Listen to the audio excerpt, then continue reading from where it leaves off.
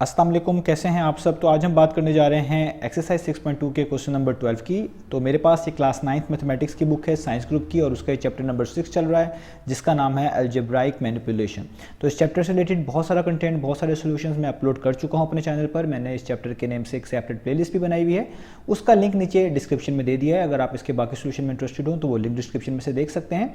और मैंने क्लास 9 से रिलेटेड डिफरेंट कंटेंट कवर किया हुआ है, वो आपको मेरे चैनल के प्लेलिस्ट सेक्शन में मिल जाएगा। और अगर आपके कोई क्वेश्चन हैं, कोई सजेशन है जो कि आपने मुझ तक पहुंचाने हो मेरे वीडियो कंटेंट के हवाले से, तो उसके लिए मैंने एक फेसबुक पेज बनाया हुआ है, उसका लिंक भी नीचे डिस्क्रिप्शन में गिवन है, आप वो चेकआउट कर सकते हैं। उस फेसबुक पेज के थ्रू आप अपने सजेशंस को, अपने क्वेश्चंस को मुझ तक पहुंचा सकते हैं। तो आइए स्टार्ट कर लेते हैं क्वेश्चन नंबर 12 को। क्वेश्चन नंबर 12 की स्टेटमेंट आपको सामने नजर आ रही है, इसको मैंने नीचे स्क्रीन पे लिख भी लिया हुआ है। इसके बाद हम इसको वहीं से सॉल्व करेंगे। पहले हम इसकी स्टेटमेंट पढ़ लेते हैं। तो लिखा हुआ perform the indicated operations and simplify to the lowest form in rational fractions के दरमियान जो ऑपरेशंस आ रहे हैं, यानी आप ऊपर देख चुके हैं मल्टीप्लाई आया है, और क्वेश्चन नंबर 12 के अंदर आप देख सकते हैं यहाँ पे इन दोनों रैशनल फ्रैक्शंस के दरमियान डिवीजन का सिंबल है। हमने इन ऑपरेशंस को यूज करके इनको सिंप्लीफाई करना है, और सिंप्लीफाई कहाँ तक करना है कि जब तक ये लोएस्ट फॉर्म में तब्दील ना हो जाएं। तो लोएस्ट फॉर्म बोलते हैं ऐसी फॉर्म को जब आपको अपने क्वेश्चन में पता चल जाता है कि अब इसमें किसी भी किस्म की मजीद सिंप्लीफिकेशन नहीं हो सकती, इनमें कोई मजीद कैंसिलेशन नहीं हो सकती, कोई चीज़ कॉमन फैक्टर के तौर पे ऊपर नीचे फ्रैक्शन में मौजूद नहीं है जिसको हम मजीद कैंसिल आउट कर सकें या मजीद सॉल्व कर सकें, तो उसी को हम फाइनल फॉर्म यानी लोएस्ट फॉर्म बोलते हैं। तो इन ऑपरेशंस को यूज़ करते हुए हमने इसको सिंप्लीफाई करना है और लोएस्ट फॉर्म में तब्दील करना है, यही हमारे क्वेश्चन की स्टेटमेंट है। तो आइए अब इसको स्टार्ट कर लेते हैं क्वेश्चन नंबर 12 को। तो क्वेश्चन नंबर 12 की स्टेटमेंट आपके सामने है स्क्रीन पे। अब यहाँ पे एक बात इंपॉर्टेंट है जो मैं बार बार बताता रहता हूँ कि जब भी आपके पास फ्रैक्शंस आएँ, उनके दरमियान कोई भी साइन हो, प्लस माइनस मल्टीप्लाई डिवाइड, आपने सबसे पहले ये चीज़ देखनी होती है कि इन फ्रैक्शंस के न्यूमरेटर में, यानी जो चीज़ ऊपर लिखी होती है, और डिनोमिनेटर में या जो चीज़ नीचे लिखी होती है फ्रैक्शन के, इनमें अगर कोई चीज़ सॉल्व हो सकती है, फैक्टराइज हो सकती है, उनमें कुछ कॉमन आ रहा है या कुछ भी मुमकिन है सिंप्लीफिकेशन, तो वो आप पहले कर लें और उसके बाद आप बाकी प्रोसेस को फॉलो करें। अब आप देखें जो पहली फ्रैक्शन है इसके ऊपर एक क्वाड्रेटिक एक्सप्रेशन लिखी हुई है, क्योंकि इसमें आप देखें जो अननोन वेरिएबल है आपके पास यानी y, उसकी हाईएस्ट पावर आपको 2 नज़र आ रही है, इससे बड़ी कोई पावर नहीं है, तो इसका मतलब है क्वाड्रेटिक एक्सप्रेशन है। तो जितनी भी क्वाड्रेटिक एक्सप्रेशन आती है उसको हम फैक्टराइज करते हैं, और उसके लिए 2 मेथड यूज़ होते हैं। एक होता है मिड टर्म ब्रेक, जिसको स्प्लिटिंग मेथड भी बोलते हैं, और दूसरा मेथड होता है with the help of identities, कुछ फॉर्मूलाज वगैरह लगाकर भी उनको सॉल्व किया जा सकता है अगर वो उस पर लग पा रहे हों। ये हमने देखना होता है कि वो फॉर्मूलाज एग्जैक्टली उसके लिहाज से बना हो, तब हम वो यूज़ कर पाते हैं। तो अभी हम यहाँ पे जो यूज़ करने जा रहे हैं वो है मिड टर्म ब्रेक मेथड। हम इनको मिड टर्म ब्रेक मेथड के ज़रिए इनको फैक्टराइज करेंगे और फिर इसको फर्दर सिंप्लीफाई करने की तरफ लेके जाएंगे। तो उसका तरीका क्या होता है वो मैं चैप्टर नंबर 5 में कंप्लीट बता चुका हूँ, यहाँ पे मैं उसको शॉर्टली एक्सप्लेन कर दूंगा। तो जो वाई स्क्वायर का कॉफिशिएंट होता है, यानी स्क्वायर वाले टर्म का कॉफिशिएंट होता है, उसको आपने लास्ट वाले नंबर से मल्टीप्लाई करना होता है। तो लास्ट वाला जो नंबर होता है वो कॉन्स्टेंट होना चाहिए, जैसे यहाँ पे -4 है, तो 2 को हम मल्टीप्लाई करेंगे -4 से। तो आप देखें 2 को आप -4 से मल्टीप्लाई करते हैं तो -8 आता है। तो अब आपने 2 कंडीशंस पूरी करनी होती हैं कि आपको 2 नंबर ऐसे चाहिए होते हैं जिनको मल्टीप्लाई करके यही नंबर यानी -8 आए, और उन्हीं 2 नंबर्स को ऐड करने के बाद आपको उसी एक्सप्रेशन की मिडिल टर्म मिलनी चाहिए, जो कि यहाँ पे लिखी हुई है +7y। तो आप वेरिएबल को इग्नोर कर दें, जिस कोएफिशिएंट पे फोकस करना होता है, तो वो लिखा हुआ +7। तो अब हमने ऐसे 2 नंबर ढूंढने जिनको मल्टीप्लाई करके -8 आता हो और उन दोनों को प्लस करके +7 आता हो। जब ये नंबर्स बिल्कुल इस तरह के कंसेक्टिव नंबर्स हों, यानी आगे पीछे हों, जैसे देखें 8 है और ये 7 है, आगे पीछे आते हैं ये, तो अक्सर औकात ऐसा होता है कि इनमें से ही कोई एक नंबर ऐसा होता है जिसके टेबल पे वो वाला नंबर आ रहा होता है जो हमें यहाँ पे चाहिए होता है। जैसे फॉर एग्जाम्पल हमें 8 चाहिए, तो अगर आप चेक करें कि मैं 8 ही वाले नंबर को यूज़ करूँ, यानी मैं लिखूँ 8 1 टाइम्स 8, क्योंकि 8 के टेबल में 8 आता है, तो देखिए हमें 8 तो मिल गया, लेकिन प्रॉब्लम ये है कि हमारे पास जो साइन है वो यहाँ पे नेगेटिव है, और हमें यहाँ पे -8 चाहिए, +8 नहीं चाहिए, क्योंकि 8 टाइम्स 1 +8 होता है। तो इसके लिए मैंने आपको तरीका बताया हुआ है, आपने अपने एक्सप्रेशन में देखना है कि मिडिल टर्म के पीछे कौन सा साइन है। तो उधर आप देखें 7 के पीछे पॉजिटिव साइन है, तो इन दोनों नंबर में जो सबसे बड़ा नंबर होगा उसके पीछे वो साइन लगा दें। तो मैंने 8 के पीछे देखें पॉजिटिव लगा दिया, और अब चेक करें कि आपकी चीज़ें ठीक हो गई हैं या नहीं। अगर ठीक हो गई हैं तो वेल एंड गुड, नहीं हुई तो फिर दूसरे नंबर का साइन चेंज करते हैं। तो देखें अभी भी +8 को 1 से मल्टीप्लाई करने से 8 ही मिलेगा, -8 नहीं मिलेगा। तो इसका मतलब है आपको दूसरे नंबर के साइन चेंज करने की ज़रूरत है। तो 1 यहाँ पे पॉजिटिव है, आप उसको नेगेटिव करके देखें, तो मैं यहाँ पे नेगेटिव करूँ तो अब आपको पता है प्लस माइनस माइनस होता है, 8 1 टाइम्स कितना बन जाएगा, -8। यानी पहली कंडीशन तो पूरी हो गई। अब इन्हीं दो नंबर को हम प्लस करके देखेंगे, अगर पॉजिटिव 7 मिल गया तो हमें एक तरह की हमारी मिड टर्म ब्रेक मिल गई।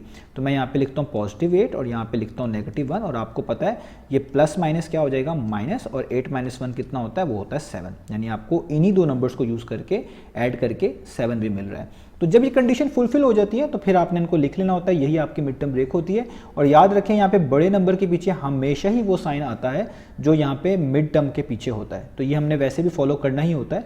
बाकी मैंने आपको इसको प्रोसीजर में बता दिया ताकि आपको अच्छे से समझ आ जाए।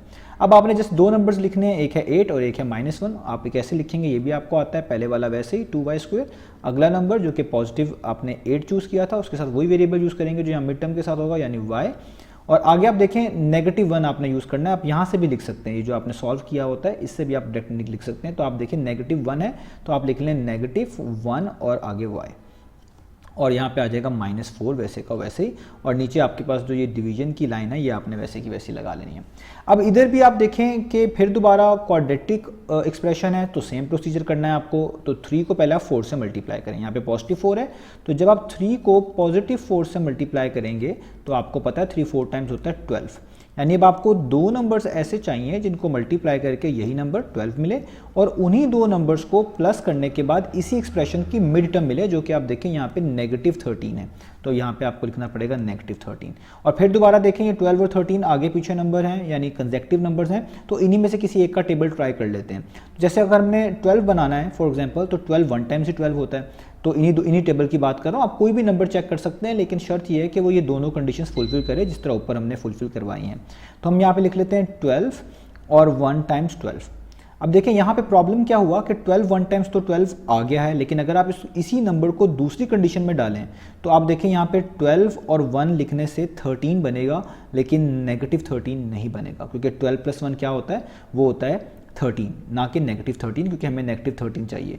तो इसका मतलब है पहली कंडीशन तो फुलफिल हो रही है लेकिन दूसरी का प्रॉब्लम है। तो अब आप साइन को देखें, तो साइन मैंने आपको एडजस्ट करने बताए हुए, आप देखें एक्सप्रेशन में जो मिडिल टर्म है उसके पीछे कौन सा साइन है, तो यहाँ पे नेगेटिव साइन है। तो इन दोनों नंबर में जो बड़ा नंबर है उसके पीछे मिड टर्म वाला साइन लगा दें, यानी 12 बड़ा है तो उसके पीछे नेगेटिव लगा देता हूँ। और अब चेक करें तो आप देखें -12 को 1 से मल्टीप्लाई करें, अब पहली कंडीशन भी फेल हो रही है क्योंकि -12 को 1 से मल्टीप्लाई करेंगे तो -12 आएगा, जबकि यहाँ पे +12 लिखा है। तो मैंने आपको ऊपर तरीका बताया, जब आपकी यहाँ पे भी इस तरह बात ना बने तो दूसरे नंबर का भी साइन चेंज कर देना है। तो ये 1 पॉजिटिव है, आप इसको क्या बना दें, नेगेटिव। और अब आप देखें जब भी कोई नेगेटिव नंबर से मल्टीप्लाई होता है तो उसका आंसर हमेशा पॉजिटिव आता है, यानी 12 1 टाइम्स 12 ही आएगा। और इन्हीं दो नंबर को नीचे भी लिखना है, तो यहाँ पे -12 लिख देता हूँ, यहाँ पे -1 लिख देता हूँ, और अब आप इनको सॉल्व करें तो ये हो जाएगा -12 प्लस माइनस माइनस, तो माइनस माइनस प्लस, तो 12 में +1 करेंगे तो कितना आ जाएगा, -13, क्योंकि साइन बड़ी वैल्यू का -13। अब देखें आप ये दोनों कंडीशंस पूरी हो गई।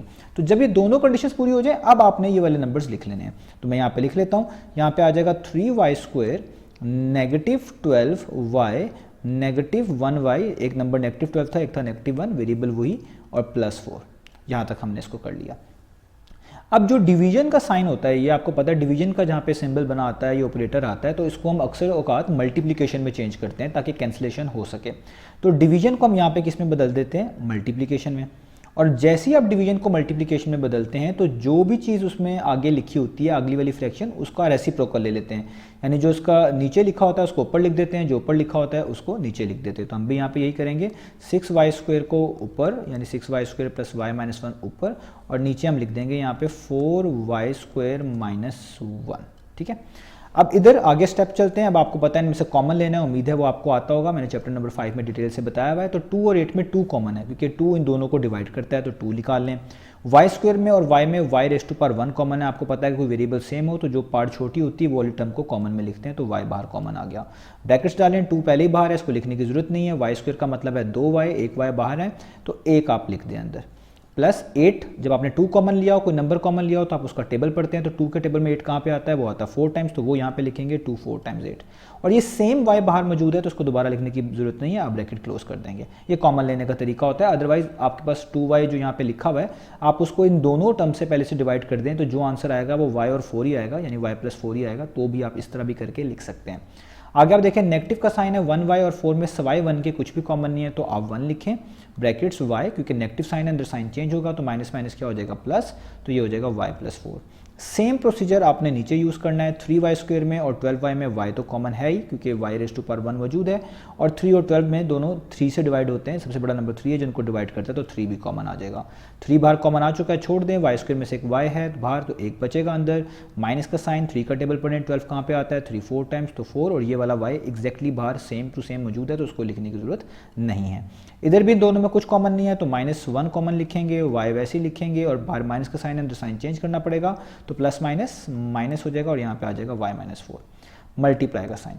अब देखिए यहाँ पे फिर से आपको मिड टर्म ब्रेक करनी पड़ेगी तो क्योंकि यहाँ पे वेरिएबल की हाईएस्ट पार्ट फिर से 2 है तो यानी ये फिर से क्वाड्रेटिक एक्सप्रेशन आपको पता चल रहा है कि गिवन है तो यहाँ पे भी हमें इसको मिड टर्म ब्रेक करनी है। तो मैं जो ये राइट साइड पे लिखा हुआ है इसको रब कर देता हूँ ताकि हम इसकी मिड टर्म ब्रेक कर पाएँ।